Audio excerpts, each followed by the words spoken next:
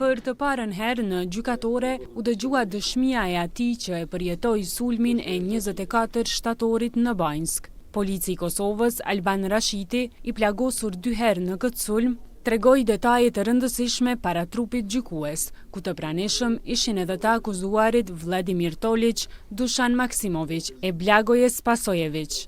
Polici foli për momentin që ai dhe kolegët e tij u sulmuan me të arritur në hyrje të fshatit Banjsk. Kjo pasi vërejtën se 2 kamion kishin barrikaduar urën e fshatit. Shpërthim shumë i madh. Shpërthim thuaj se në mesin tonë nuk e kem ditë se ka ardhur. Një eksplodim, domethënë një minë ose nuk e di. Vetëm e di se kur e kam kthy kokën nënën në maj, kam pas zjan edhe qëndësi. Edhe kam pa veten që jam i godit.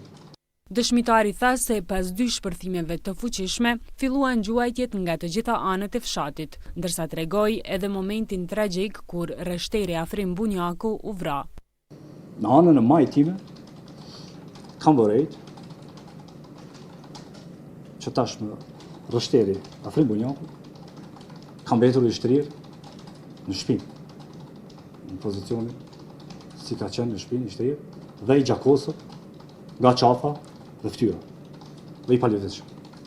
Teksa po imbulonte me zjarr kolegët që po e tërheqnin rreshterin Afrim Bunjaku, polici i Kosovës tashmë ishte i plagosur në krah e në këmbë, por këtë e mbajti të fshet nga shokët për të mos i demoralizuar. Në gjuajtje tha se i duhej të ishte preciz, pasi kundërshtarët që sulmonin fshiheshin pas shtëpive të banueshme me fëmijë, gra e pleq. Ndërsa nga lëvizjet e tyre, Rashiti tha se e kuptoi se nuk bëhej fjalë për një grup të zakonshëm, por për një grup ushtarak mirë të përgatitur, që jo rastësisht ishte aty. Por dëshminë e tij që e dëgjuan për rreth 2 orë, nuk patën asnjë pyetje tre të akuzuarit e as mbrojtja e tyre. Pas Rashitit, dëshminë e dha edhe zyrtari policor Çlirim Shaqiri, i cili kishte mbetur i lënduar nga ky sulm. Shaqiri tregoi se ishte kontaktuar nga zëvendës drejtori Veton Elshani në telefon dhe gjatë bisedës me të kishin ndodhur 2 shpërthime të njëpasnjëshme. Polici tha se në telefon kishte arritur vetëm t'i thoshte se kishte gjuajtje dhe kishte marrë pozicion mbrojtjeje.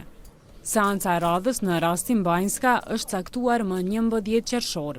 Përveç 3 të akuzuarve që janë duke u gjykuar nga drejtësia kosovare, 42 të tjerë, përfshirë edhe kryekriminalin Milan Radojčić, që e pranoi publikisht se udhëhoqi sulmin në Banjsk, gjenden në arrati.